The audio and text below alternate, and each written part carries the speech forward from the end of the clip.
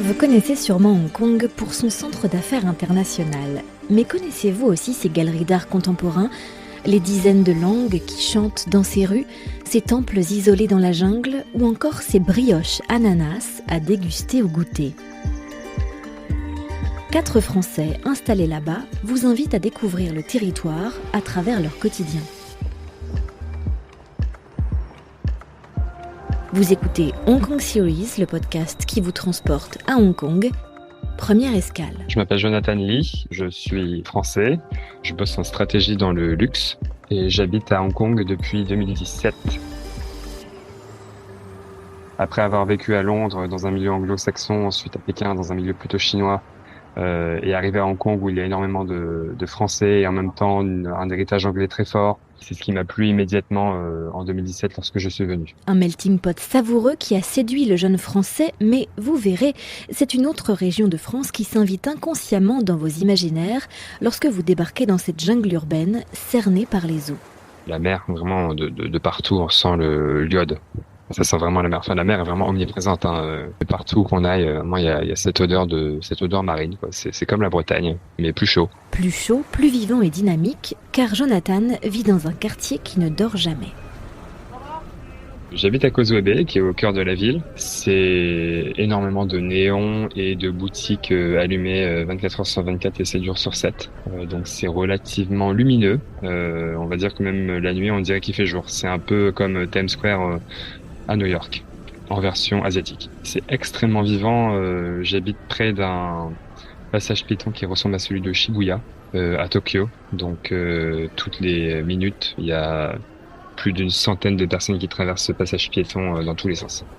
Plus les tramways, les bus, les voitures, les taxis dans tous les sens. Donc c'est très très animé. Ouais. Et il y a des personnes toute l'année. Il y a énormément aussi de boutiques de luxe, de boutiques de cosmétiques, de magasins, d'épiceries, de centres commerciaux tout autour. Donc c'est un quartier extrêmement animé le week-end et aussi pas mal de boulangeries françaises. Donc c'est toujours animé et les locaux ont tendance aussi à faire la queue pour pas mal d'événements ou de pop-up qui ont toujours lieu dans cette zone.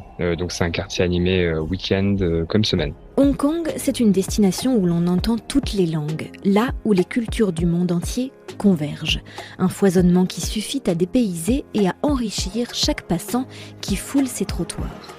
J'étais arrivé avec mes 2 valises, je connaissais rien, je parle cantonais de par mon héritage familial, mais pas forcément un cantonais, on va dire, courant, ou en tout cas de niveau excellent. Donc quand je suis arrivé, j'étais pas forcément dérouté, mais quand même dépaysé de prime abord parce que je ne connaissais pas du tout la ville, je connaissais la Chine, je connaissais l'Angleterre. Je me suis dit que ça allait être entre les deux, et c'est en effet entre les deux, mais c'est assez intéressant quand on arrive et que tout est bilingue. On entend du français, de l'italien, de l'allemand, du chinois partout. C'est vraiment une ville très fusion. Donc j'ai été tout de suite emporté dans ce tourbillon culturel et cosmopolite de la ville. Alors en termes d'ouverture culturelle, j'ai des cours de langue. Parce qu'on a la chance de vraiment être au cœur de l'Asie. Donc je prends des cours de japonais et de coréen 4 fois par semaine. Ça fait environ 10 heures de cours par semaine. C'est vraiment passionnant. Et ensuite, je vais aussi à la piscine. Enfin, je fais partie d'un club de piscine. Et ensuite, je suis invité à pas mal d'événements, de vernissage, de galeries d'art ou d'ouverture d'expositions. Et il y en a vraiment toutes les semaines à Hong Kong. Donc, je passe mon temps vraiment à arpenter les galeries et découvrir des nouveaux artistes locaux comme internationaux qui viennent exposer. Ou sinon, je vais aussi à des musées. Toute la zone de West Kowloon, qui est la nouvelle zone qui est au nord de la baie, a énormément de musées et de centres d'art. Donc il y a le Palace Museum, qui est le palais d'art chinois, qui a ouvert en août dernier. Il y a le musée M+, qui est la plus grande collection et le plus grand musée de toute l'Asie en termes d'art, qui a ouvert plus tôt l'année dernière. Et ensuite, il y a aussi pas mal de théâtre. Alors, il y a du théâtre contemporain, mais plus cantonais. Il y a du théâtre français aussi, de temps en temps. Tous les ans, il y a un festival du théâtre français, avec quelques pièces modernes. Il y a Alexis Michali qui était venu ici. Enfin, c'est assez intéressant. Et on a aussi pas mal de stand-up, donc quelques humoristes français et aussi des troupes d'improvisation, en plus des opéras et des ballets plus classiques.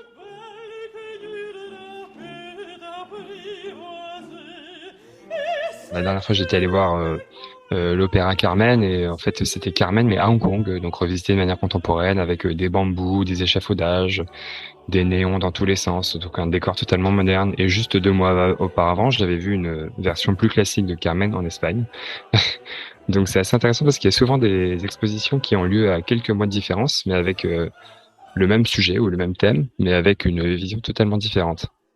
Et ensuite, en termes d'art, il y a énormément d'expositions ou d'artistes qui sont immigrés, émigrés, expatriés, locaux. Donc il y a toujours ce mélange et cette histoire de migration, d'héritage colonial aussi qu'on retrouve dans pas mal d'expositions qui est assez intéressant. Et comme la nature et la culture sont très présents et qu'il y a aussi ces superpositions architecturales de béton et de nature et de jungle, il y a aussi beaucoup tous ces thèmes qui sont abordés entre nature et culture, entre ville, urbanisme et environnement, qui sont énormément traités, et aussi pas mal de sujets, voilà, sur les migrations, sur les conditions de vie domestique et aussi sur des sujets plus politiques. Donc ça, tout ça est dans la même zone. Et ensuite, le soir, on peut aussi profiter de la vue et du coucher de soleil. C'est vraiment magnifique sur cette zone. Donc on peut faire une journée entièrement art et gastronomie sur place. Vous écoutez Hong Kong Series, le podcast qui vous transporte à Hong Kong, première escale. Et pour échapper quelques instants à ce tourbillon culturel, un simple trajet en métro vous emmène à l'autre bout de la baie, là où le béton a laissé place à une nature luxuriante et à un rythme de vie beaucoup plus doux. Un voyage temporel et spirituel. Il y a un temple que j'adore qui s'appelle l'Institut Yun Yun, tout au nord de Hong Kong, assez loin dans la jungle. C'est vraiment très très en haut dans la jungle.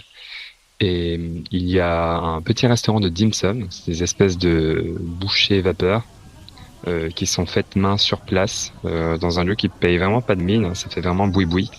Mais c'est au cœur de la jungle avec une jolie vue et c'est collé au temple. Donc c'est vraiment très sympa. On peut faire un bon brunch avec plein de bouchées à vapeur, à la crevette, à la viande, aux légumes ou autres, avec plein d'assaisonnements différents, du très piquant au moins piquant, avec aussi des petits desserts cuits à la vapeur ou grillés.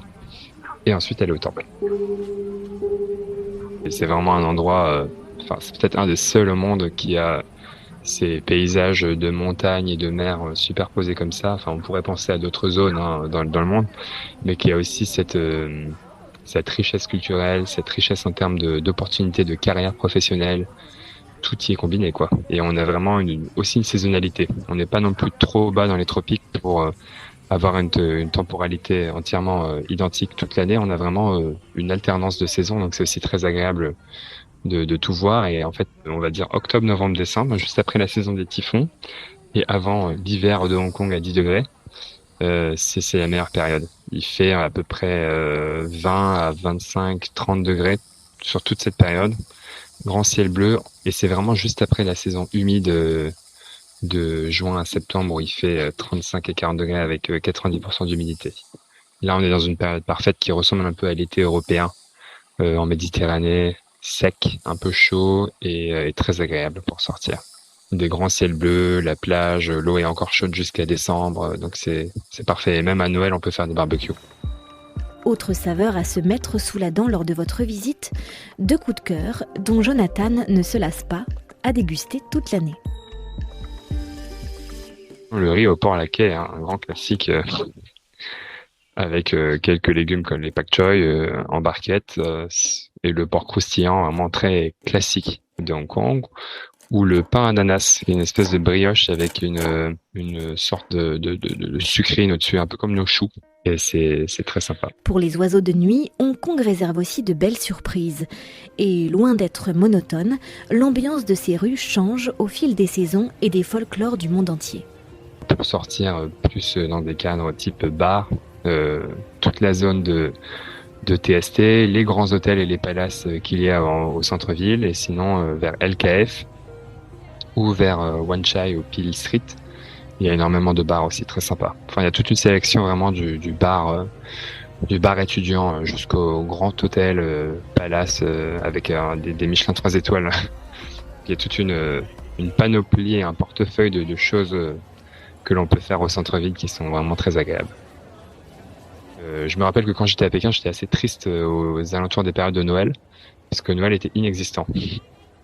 Et quand j'étais dans d'autres villes comme Paris ou Londres ou autres, toutes les fêtes chinoises n'existaient pas.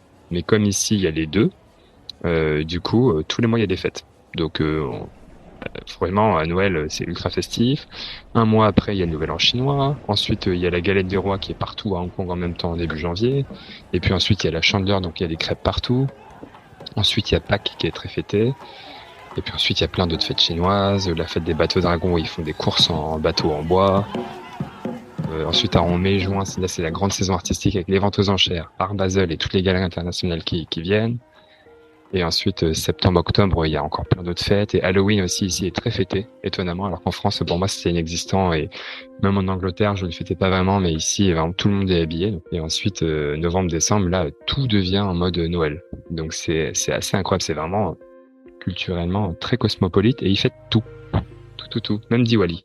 Et j'ai fêté aussi Hanouka, Shana Tova et Pessah au printemps dernier. Il y a vraiment toutes les communautés qui font leur fête. Et qui intègre tout le monde. Et qui intègre tout le monde. C'est vraiment, non, c'est une ville ouverte. C'est vraiment une ville ouverte et les gens, c'est assez facile de rencontrer des gens et aussi de créer des amitiés sur place.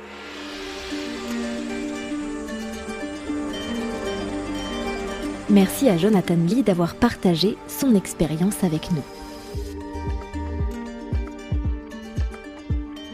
Lors de la prochaine escale, Hong Kong Series vous emmène dans ses rues colorées, aux côtés d'une street artiste et de ses bombes de peinture. En attendant, pour découvrir les merveilles du territoire de vos propres yeux, rendez-vous sur les comptes Facebook et Instagram Discover Hong Kong et sur le site internet discoverhongkong.com/fr.